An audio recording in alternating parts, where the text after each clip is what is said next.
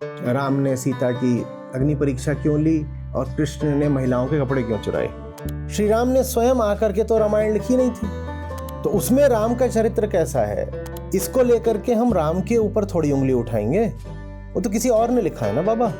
सीता जी का भी बहुत अलग अलग है। तो बताओ असली सीता कौन है, रामायण वाली या मानस वाली, किसको माने? अभी या तो सीता जी से हमने खुद जाके पूछा होता। अभी वो फिल्म आई थी, उन लोगों ने अपने हिसाब से राम सीता का चरित्र दिखा दिया। अब ये भी हो सकता है 100-200 साल बाद जो पीढ़ियां आए, अब जो नई पीढ़ियां आ रही हैं पढ़ती तो है नहीं, तो बस देखती हैं वीडियो, तो वो ये आदि पुरुष ही देखें और सोचें यही रामायण है, तो उनके मन में फिर राम सीता की वैसी छवि बन जाएगी। अब आदि पुरुष न राम ने बनाई, न लक्ष्मण ने, न सीता ने, यहां तक कि रावण ने भी नहीं बनाई है। महिलाओं के बारे में प्रश्न है पर आया पुरुष से है। अच्छा लग रहा है पढ़ के।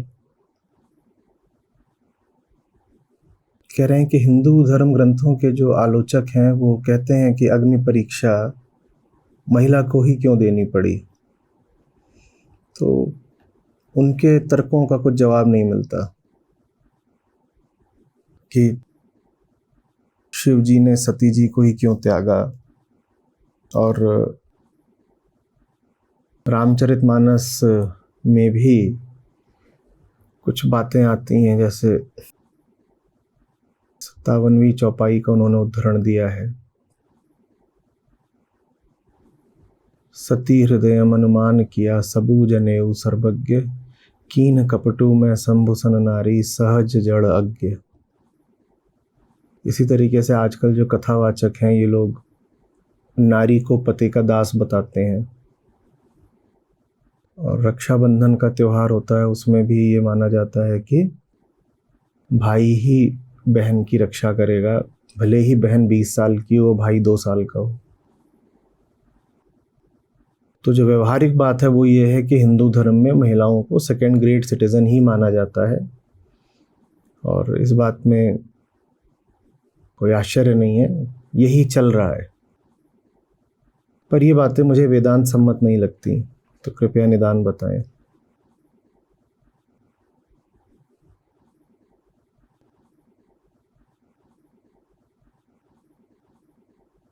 क्या निदान बताया जाए? परंपरा से जो चला आ रहा उसको धर्म थोड़ी बोलते हैं। सारी समस्या ये है कि हमने जो कुछ भी हम व्यवहार में लाते हैं, जो कुछ भी हमें बता दिया गया है कि ये सब करो तो ये धर्म है, हम उसको मान लेते हैं। किन्होंने बता दिया? ऋषियों ने थोड़ी बताया है, वो तो हमें हमारे मोहल्ले वालों ने बता दिया है, हमारे परिवार वालों ने बता दिया है, तो हम उसको कह रहे हैं कि ये सब है। ये इतनी बार तो मैंने कहा है कि अगर आप सनातन धर्म की बात कर रहे हो तो श्रुति का धर्म है। श्रुति के अलावा बाकी सब जो बातें हैं उनको साहित्य माना जाना चाहिए, अच्छा साहित्य, उत्कृष्ट कोटि का साहित्य। पर उस साहित्य को धर्म सम्मत सिर्फ उस सीमा तक मानेंगे जिस सीमा तक वो श्रुति से मेल खाता हो। तो तमाम स्मृतियां हों या पुराण हो या महाकाव्य हो, ये अपने आप में धर्म ग्रंथ नहीं हो जाते। ये सिर्फ उस सीमा तक धर्म ग्रंथ हैं, या इनके सिर्फ वो हिस्से धार्मिक माने जा सकते हैं जो वेदांत सम्मत है। जो हिस्सा वेदांत सम्मत नहीं है उसको बस कह दीजिए कविता है, बात खत्म। भाई सब कवियों को अधिकार है अपनी बात कहने का। कविता कवि की रचनात्मकता की उड़ान होती है।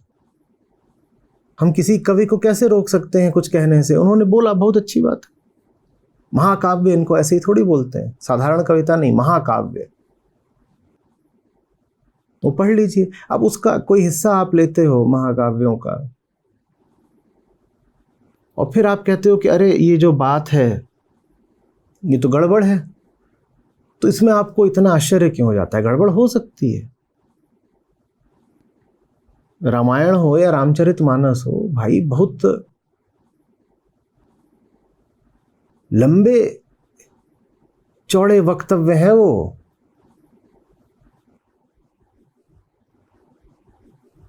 और उसमें से बीच बीच में आप ऐसी चीजें उठाएंगे तो ऐसी मिल जाएंगी जो श्रुति से मेल नहीं खाती। वहां बस ये कह दीजिए कि भाई ये बात ठीक है, कविता है, साहित्य है, पर इसको हम एक धार्मिक चौपाई की तरह नहीं लेने वाले। बात खत्म हो गई वहीं पर। सारी समस्या ये है कि हमने चूंकि उपनिषदों का अध्ययन नहीं करा है, तो बाकी सब जो किस्से और किताबें हैं हम उनको धर्म ग्रंथ मान लेते हैं। वो धर्म ग्रंथ है ही नहीं, या वो मैंने जैसा कहा कि बस उस सीमा तक धर्म ग्रंथ हैं जिस सीमा तक वो श्रुति सम्मत है, बस उस सीमा तक है। जो उनकी जो बात श्रुति से मेल नहीं खाती उसको कह दीजिए कि ये साहित्य है, धर्म नहीं है। क्या है? साहित्य है, धर्म नहीं है। उसको फिर हम एस्थेटिक्स पर परख लेंगे, एथिक्स पर नहीं। उसको फिर हम कह देंगे कि इसको परखना है, तुम देखेंगे अच्छा इसमें वाक्य विन्यास कैसा है, शाब्दिक सौंदर्य कैसा है, इस पे परख लेंगे, ठीक है। फिर हम उसको इस पर नहीं परखेंगे कि इसमें धार्मिक गहराई कितनी है, क्योंकि धार्मिक गहराई तो बस उन्हीं चीज़ों की परखी जाएगी ना जो धर्म से संबंध रखती हो, माने जो धर्म सम्मत हो, माने जो श्रुति सम्मत हो। जो बात उपनिषदों से मेल नहीं खा रही वो धार्मिक है ही नहीं। तो फिर हमें क्यों परेशान होना है कि अरे देखो यहाँ ये बात लिखी है और ये।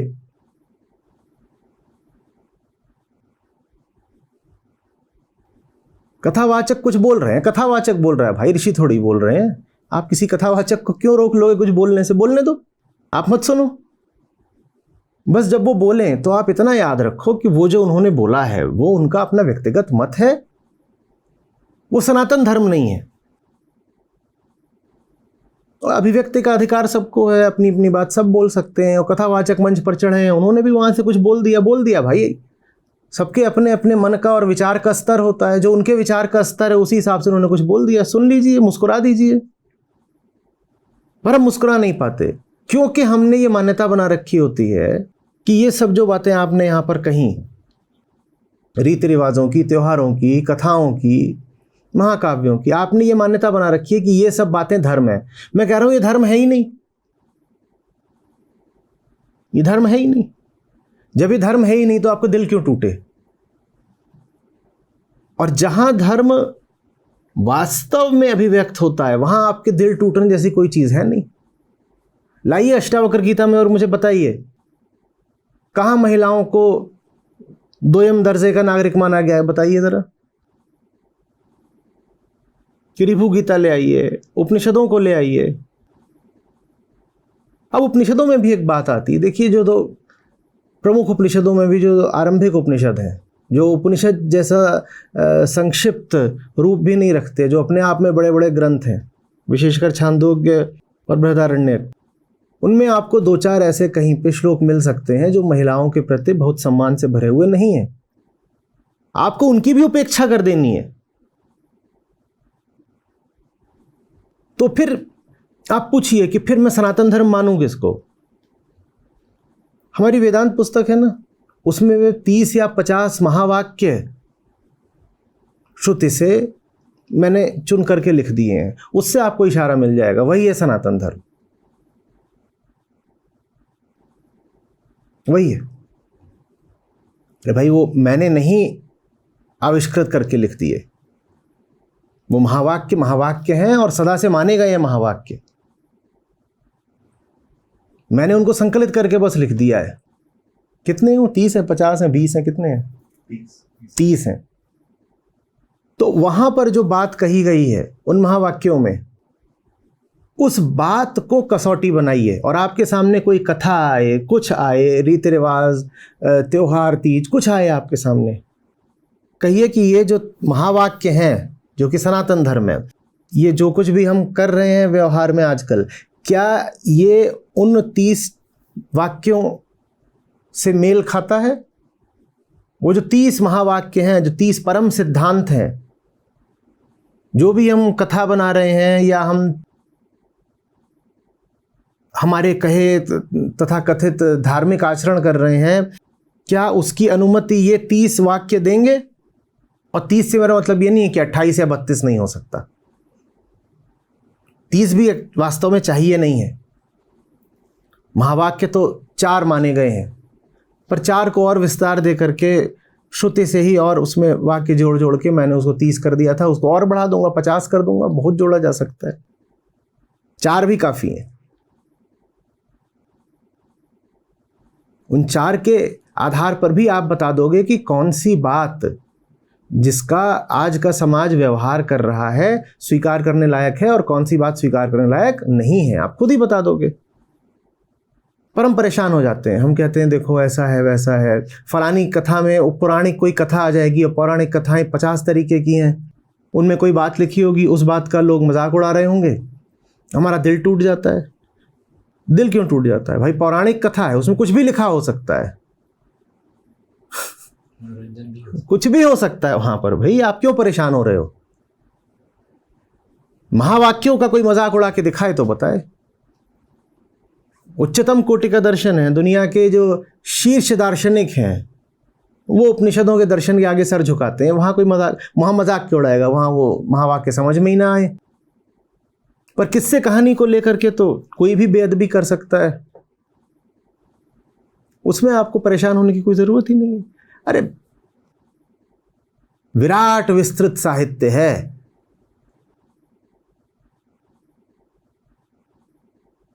ईसा के कम से कम 2,500-3 हजार साल पहले से लेकर के आज तक का।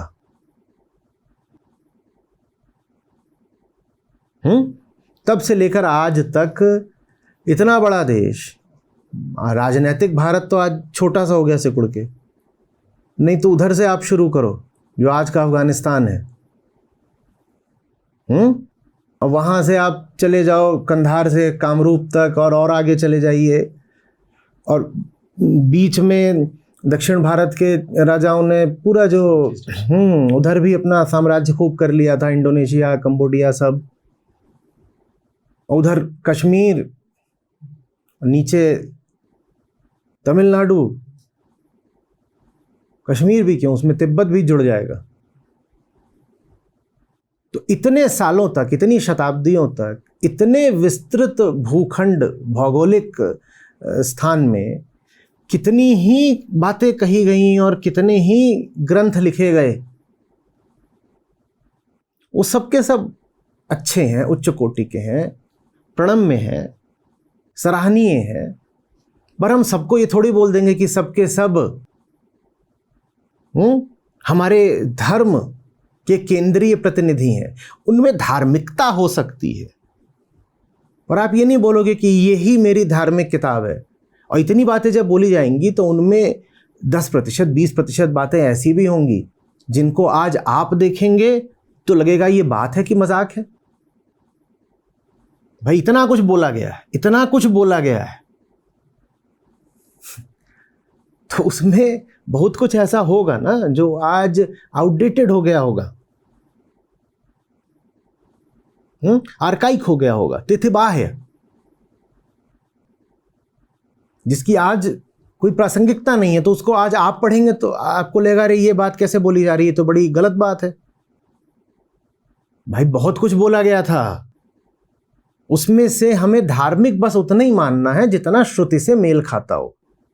और अगर आप वो सब खोजोगे जो श्रुति से मेल नहीं खाता, तो वो भी इतना निकलेगा कि ये जितना बड़ा यहाँ पे ये कमरा है ना, वो पूरा भर जाए। बस किताबों के वो हिस्से ले लीजिए जो श्रुति से मेल नहीं खाते, हिंदुओं की किताबों के वो हिस्से ले लीजिए जो श्रुति से मेल नहीं खाते, तो भी ये पूरा कमरा भर जाएगा। और जो कुछ श्रुति से मेल नहीं खाता, मैं ये नहीं कह रहा हूं कि आपको उसको जलाना है कि फाड़ के फेंक देना है, हमें उसकी भी सराहना करनी है। किस तौर पर? साहित्य के तौर पर। भाई किसी ने रचा, किसी ने लिखा, वाह साहित्य है, बढ़िया, ठीक। और जो कुछ श्रुति से मेल खाता है या जिसकी श्रुति सम्मत व्याख्या की जा सकती है, हम कहेंगे ये बात धार्मिक है, ठीक है। तो उसमें ये नहीं सोचना चाहिए कि लोग खूब मजाक उड़ाते हैं। अब हम गीता लोगों के पास लेकर जाते हो, कहते हैं अरे गीता क्यों पढ़ें, कृष्ण तो लड़कियों के, नहाती लड़कियों के कपड़े लेके भाग जाता था। ये सचमुच हो रहा है।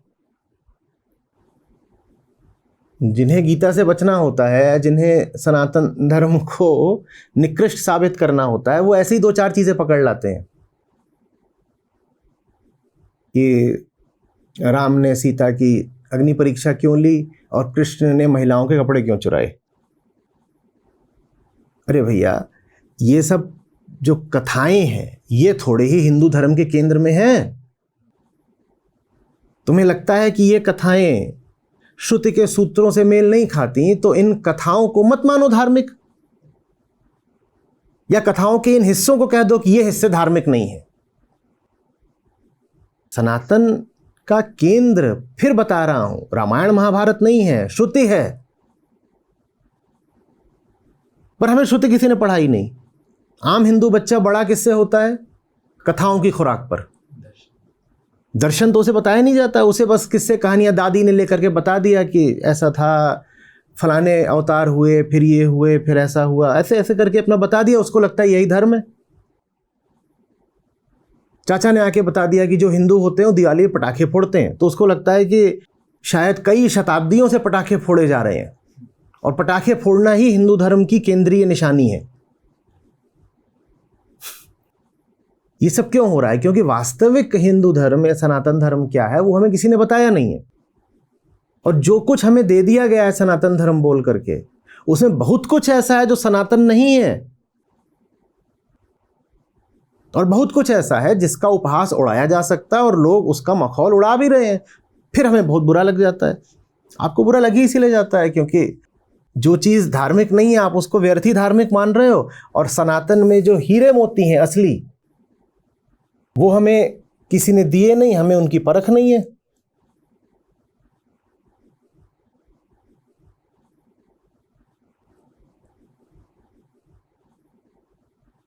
महिलाओं को दबा दिया, जातिवाद कर दिया।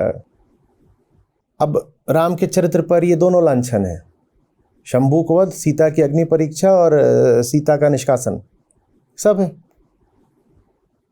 उसमें लोग वो भी जोड़ देते हैं, शूर्पणखा की नाक काट ली, वो भी महिला विरोधी कृत्य था, ऐसे करके जोड़ देते हैं। राम क्या है ये जाकर के किसी संत कबीर से पूछो तो पता चलेगा।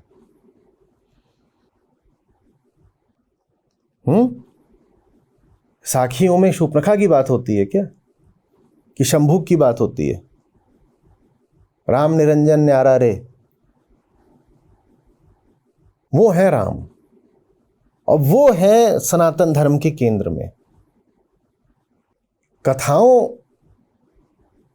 का काम तो ये है कि बस वो आजकल बेइज्जती करवा रही हैं। लोग गीता से भाग रहे हैं ये कह के कि पुराण में जो कृष्ण का चरित्र आता है वो तो बड़ा गड़बड़ है। लोग गीता से भाग रहे हैं। हमारे लिए बड़ी मुश्किल है, हम लोगों को गीता पढ़ाना चाहते हैं। लोग कहते हैं अरे पर वो जो कथा वाले लोग हैं जो बस पुराण पकड़ के बैठे हैं, वो जो कृष्ण का चरित्र बताते हैं वो तो हमें कुछ ठीक ही नहीं लगता, तो इस मारे वो गीता नहीं पढ़ते। अरे भैया, भगवत गीता और भागवत पुराण में जमीन आसमान का अंतर है। वो दोनों एक ही थोड़े ही हैं, दोनों बहुत अलग अलग तल की बातें हैं।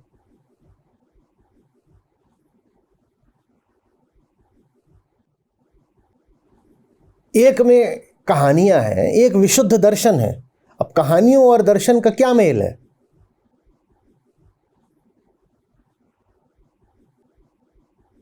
और आप जब बात करते हो पौराणिक कथाओं की या महाकाव्यों की, श्री राम ने स्वयं आकर के तो रामायण लिखी नहीं थी, तो उसमें राम का चरित्र कैसा है इसको लेकर के हम राम के ऊपर थोड़ी उंगली उठाएंगे। वो तो किसी और ने लिखा है ना बाबा। और चूंकि हमने इतिहास भी नहीं पढ़ा, साहित्य भी नहीं पढ़ा, धर्म भी नहीं पढ़ा, तो हम ये भी नहीं जानते कि कुछ नहीं तो 3-4 दर्जन अलग अलग तरीके की प्रमुख रामायणें हैं, और सब में राम, सीता, लक्ष्मण, यहां तक कि रावण का भी अलग अलग तरीके का चरित्र है। और इतना अलग है कि आप पढ़ेंगे तो हैरान रह जाएंगे।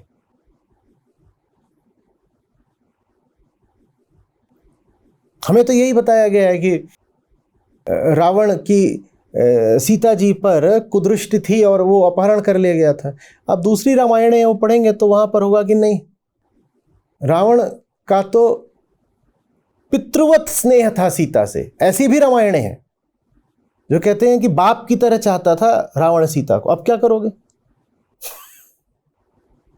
दक्षिण भारत की रामायण वो अलग है, इंडोनेशिया कंबोडिया की रामायण है वो अलग है। जिसके जैसे मन में आया उसने लिख दिया। अब रामायण में जो लिखा है उसको लेके आप राम पर थोड़ी उंगली उठाओगे। राम ने खुद लिखा है क्या? राम भी आश्चर्य करते होंगे, कहते होंगे कुछ भी लिख देते हैं, और जवाबदेही मेरी बन जाती है। बाकी सब छोड़िए, रामायण और रामचरितमानस में ही इतने बड़े बड़े अंतर हैं कि आप हैरान रह जाएंगे। पर ज्यादातर हिंदुओं ने न तो स्वयं मौलिक अध्ययन करा है रामायण का, न रामचरितमानस का। अब तो यूट्यूबर से सुन रहे हैं रामायण। इतना ज्यादा अंतर है। आप तुलसीदास हैं, उन्होंने ये सब हटा दिया था, शंभू खोद वगैरह रखा ही नहीं। और ऐसा भी लगता है कि जैसे वाल्मीकि रामायण में भी ये जो बातें वहां जोड़ी गई वो बाद की हैं।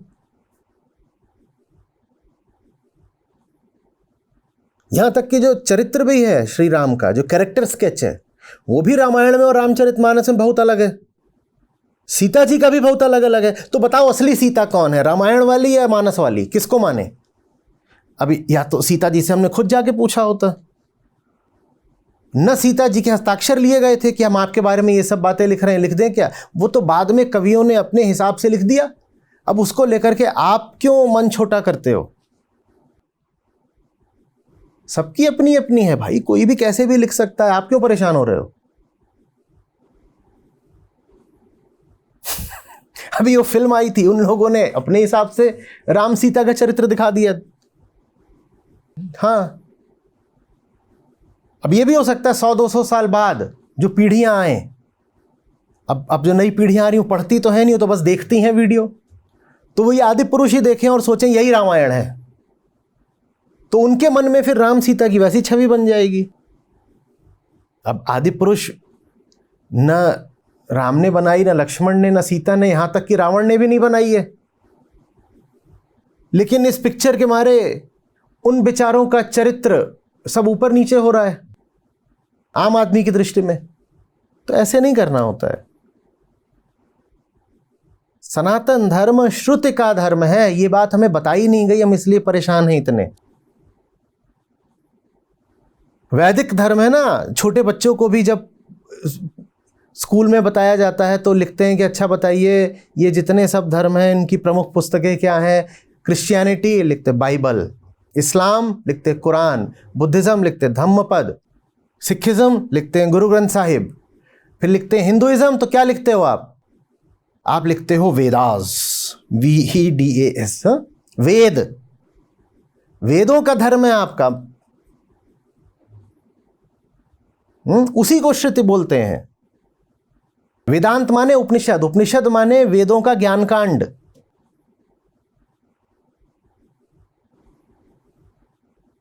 वेदों की जो सीख है, जो उन्होंने आपको कहा है ऐसे जियो, दर्शन दे रहे हैं, अमर दर्शन, उसको उपनिषद या वेदांत बोलते हैं।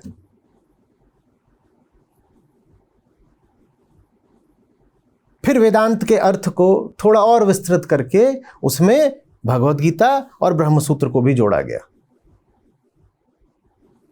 नहीं तो जो मौलिक अर्थ है वेदांत का वो सिर्फ उपनिषद ही है। वेदांत भाई, वेदांत मतलब वेदों का शिखर, जहां पे जाकर वेद कहते हैं बस हो गया, इतना ही, अंतिम बात कह दी, इसके बाद अब कहने के लिए कुछ बचा नहीं, उसे वेदांत कहते हैं। वो आपका धर्म है और आप कथावाचकों को लेकर परेशान हो।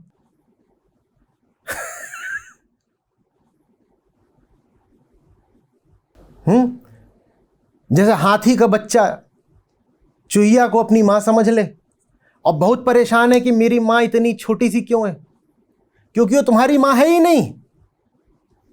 हम हाथी के बच्चे हैं, जैसे वेद हमसे बोलते हैं अमृतस्य पुत्र, हम हाथी के बच्चे हैं और चूहिया को हमने अपनी मां समझ लिया है। और अब हम रो रहे, हमें बड़ी हीन भावना आ गई है, रो रहे हैं, सब घूम रहे हैं कि अरे अरे अरे हमारी मां इतनी छोटी सी क्यों है।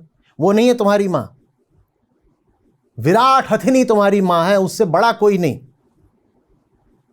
पर तुम अपनी मां को जानते ही नहीं, किसी ने तुम्हारी असली मां से तुम्हारा परिचय नहीं कराया। तुम्हारा परिचय करा दिया गया, यही सब चूहे चूहिया इन सब से तुम्हें लगता है यही है हमारे, पूरा हमारा कुल कुनबा यही है।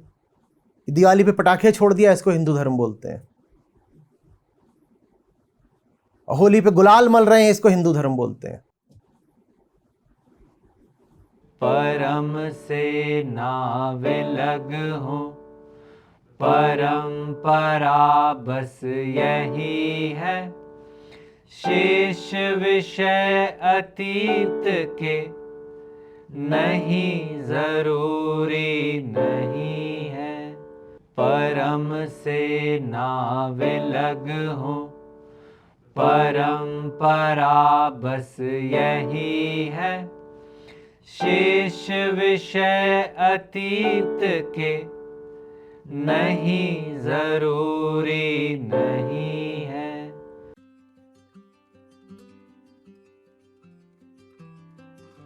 नमस्ते सबको। आज के सत्र में समझाया आचार्य जी ने कि अगर कामना है तो प्रतिस्पर्धा कंपटीशन ना हो, ये नहीं हो सकता।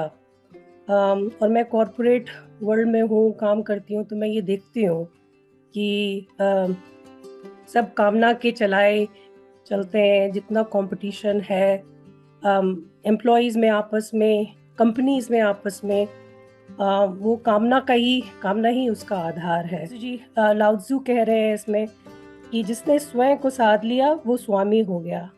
वो पीछे पीछे चलता है, आगे निकल जाने देता है भीड़ को, और भीड़ में नहीं शामिल होता, क्योंकि जो भीड़ है वो कामना की है। क्योंकि कामना जो है उसमें जो अहंकार की जो सारी कामना है उसमें एक साझापन होता है, और चाहे वृत्तियां अलग अलग हों लेकिन सबकी कामनाएं साझी हैं। तो जो मेरी कामना है वो दूसरे की भी है, और जहाँ पर ये होगा वहाँ प्रतिस्पर्धा होगी और द्वंद्व होगा।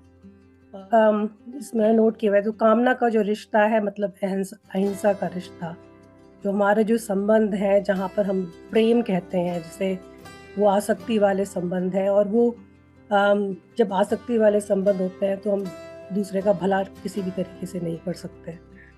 तो यही मैं आज शेयर करना चाहूँगी। धन्यवाद।